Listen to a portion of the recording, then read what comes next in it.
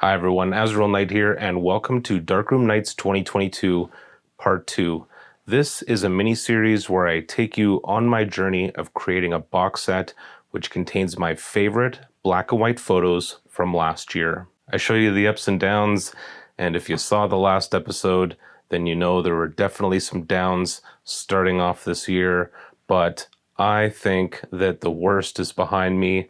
I certainly hope it is. Last year's Darkroom Nights was about experimentation. This year's Darkroom Nights is about utilizing my best skills. A couple things to keep in mind when watching this series. Every episode will have a giveaway, but you need to be a Discord member. Link is in the description. And if you decide to pre-order a box set, you get half off with free worldwide shipping. So what is in store for this episode? Well, I'm going to be printing this photo here. It's just a shoe. Yeah, it's, but I happen to think it's an absolutely gorgeous shoe with some really interesting lighting. I also want to talk about redefining what abandoned photography means. I hope you'll stay tuned. Let's get started.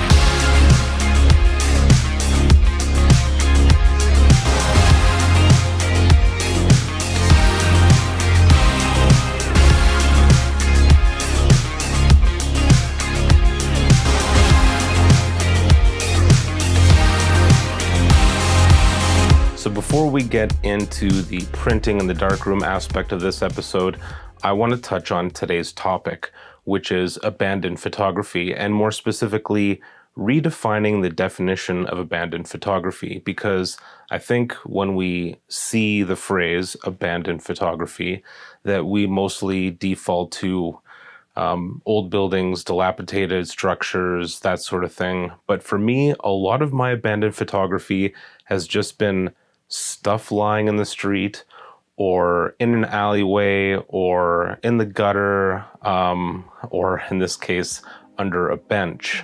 On my photo walks, I've encountered quite a few of these items, and there's always a mystery that creates sort of an interesting story for the photo for me. Honestly, I have enough photos to make a book of it, and I just might one day. Here's a sample of what I found just last year alone.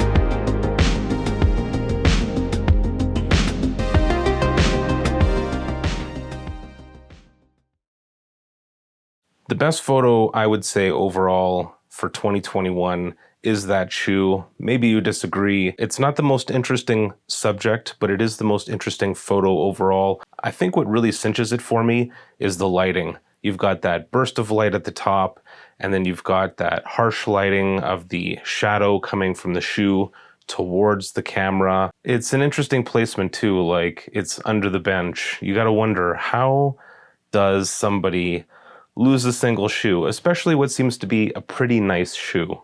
You may have noticed that there's a hair on the scan, and I'm really hoping it's not still there, and if it is, that it's not stuck, like it didn't get stuck there during the drying time or something like that. But it's right on the shoe, and it's frustrating if it's still there, and even more frustrating if I've got to like pick it off. Today's photo was captured on my main 35mm camera, the Nikon F100. Here's a better look at the negative. The photo was captured on Kodak Tri-X and developed in D76. Now, one thing you're going to immediately notice is that it is a lot more of a dense negative than some of the other shots here. And I believe that's for two reasons. One is that I've got that blast of sunlight at the top of the image, which threw off the light meter, and the other reason is because this is before I got my F100 serviced. You can see here I've got a second shot of the shoe, which has a bit more of a proper, for all intents and purposes, exposure, but it doesn't have that light burst at the top. I think what this means for me is that I'll either end up doing a split tone for this, or I'll do a higher contrast filter. The other thing to note here is that there's definitely some curl in the negative. That is one of Tri-X's less flattering characteristics. It doesn't always happen to this degree though. I'm hoping it isn't an issue. Today's paper developer is going to be Ilford Multigrade RC Deluxe Glossy. This is an absolutely fresh pack, never been opened. And today's developer is by Photographer's Formulary. It's called Liquidol. It is meant to mimic Dectol. It is in liquid form. I have quite a bit of it left, and those of you who watched Darkroom Nights 2021 will remember this. This is the exact same bottle, and we'll also be testing today to see if this has expired or not.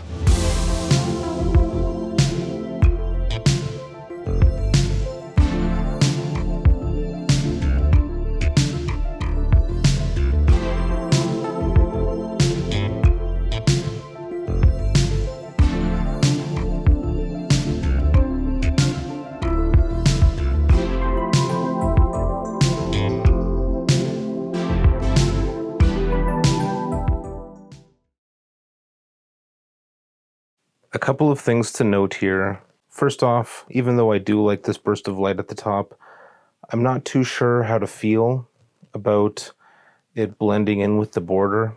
Now I realize in most frames the border doesn't even appear. However, it was just a thought. The next thing, I don't know if you can see this. Yeah, there we go. Big, thick old hair right at the bottom. I'm going to have to pull the negative out and give it another dust off and have a real close look at this area to see if it's still there.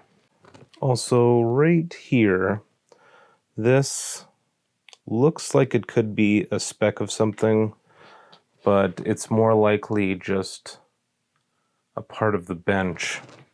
I won't know until I've got a more proper print. Okay.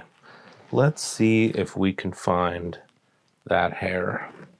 It is right here on the frame. Let's just pop this out.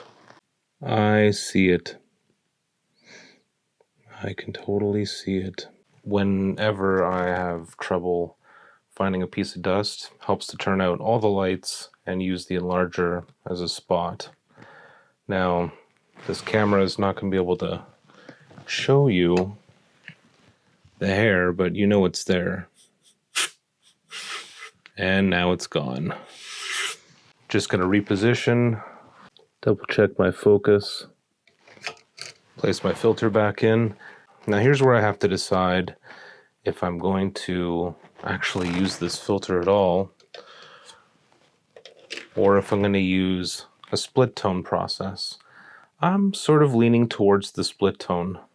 So that means that what I actually want to put in here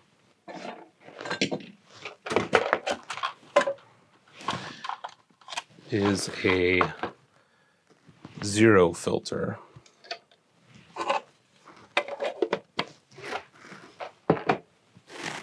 The idea here is I'll do a strip test on a zero filter, and then when I've got the highlights just where I want them, I'll then do a test at a 5 and combine them. I hit the lights again, and I've done 2 more test strips now. This is the first of the 2, and this is contrast level 0 at 1.5 intervals. The hair is gone, which is fantastic, though this little white thing showed up. Not to worry though. I did manage to get rid of it in the next one.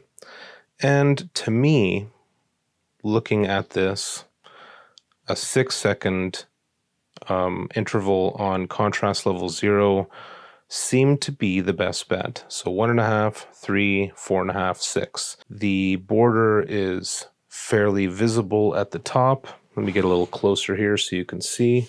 Yeah, just enough to define the border right here. Now, you don't want a finished product. If you look at the boot looks washed out still. You don't want a black boot because this thing's going to be exposed twice. It's going to be exposed by the 0 contrast filter and then the 5 contrast filter. So what you want is about an interval or 2 under where you want it. Now, if I was just using the 0, I probably would have gone with something like this, which is the, let's see, 6, 7.5, 9. So another 3 seconds. Probably wouldn't be too shabby. But because we're going to blast it again with a level 5 contrast filter, this seemed to me the best bet. Here's the next strip, and what I've done here is I've exposed it at the 0 contrast filter, and then I did sections at a level 5. I don't know if I need to explain that again, but I will anyway. So the entire image was exposed for 6 seconds with the lowest contrast possible, and then intervals of the highest contrast possible at 1 second each. Now, I'm sure there are better ways to do split tone printing, but for me, this is by far the easiest. That little speck is missing there, and these little white dots that you see aren't actually dust specks. They're specular highlights in the pavement. So there's really not much I can do about that. There are 2 things that I'm basically trying to pay attention to here in order to get the exposure that I want. The tone of the pavement and blacking out the shoe. The shoe is practically black anyway, so if it's totally black, that's fine. If I look back at this image, there's no real detail to be had. Maybe a little bit in the heel, but that's about it. Right now, though, just as I'm looking at it, I'm thinking 1, 2, 3, 4. Somewhere in between a 3 and a 4, because I like the way the pavement looks, but the shadow is a little light. It seems to be better right there. Yes, I believe that 4 seconds with a contrast 5 is going to be perfect. So 6 seconds at 0, 4 seconds at 5. Let's take a look what a final print looks like. Here's my first print. I think it looks fantastic. I'm going to throw up a scan of it now so you can get a better look at it.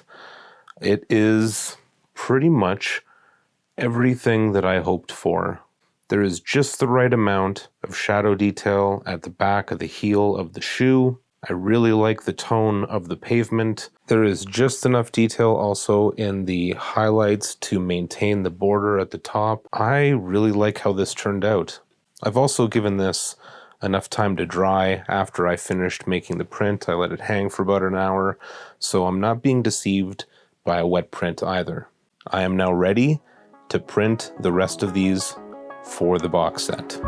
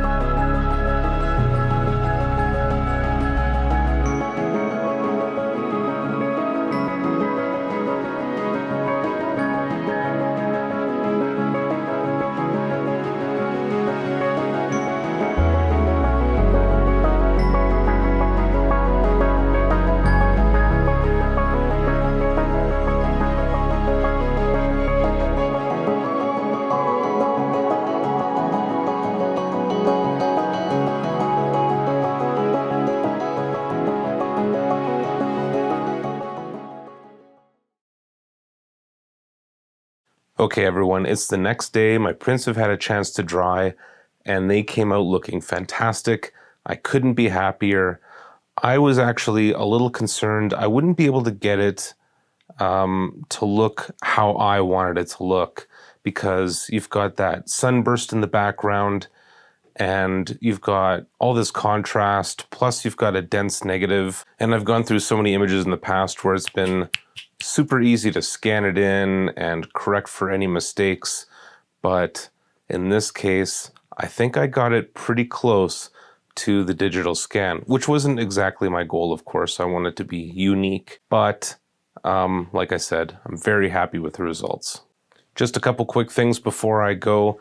First, the contest for today is going to be for another print from day one, because there weren't any extras for today, but I still have a couple extras for day one. And all you got to do is click the Discord link in the description, go to the Darkroom Knights 2022 channel, and answer this question. What is the weirdest thing that you've found that was abandoned? Let me know the answer, and the winner will get a free print. The other thing that I want to mention is that if you've made it this far, chances are you're enjoying this series, and I just want to make a quick ask for a PayPal donation. If even 5% of the people who watch this video donated $5, that would go an incredibly long way. So don't think that because you can't donate $20 that you shouldn't donate anything at all. Everything helps. Everything goes towards letting me know that this is worth doing it again next year. And I want to give a quick shout out to Stefan Riegel for a generous donation of $30. I really appreciate it, Stefan. It goes a long way. Well, that's all for now. I really hope you enjoyed this episode. If you did, show me your support by joining me on Patreon. You can also follow me on Instagram and Twitter. And until next time, stay classic.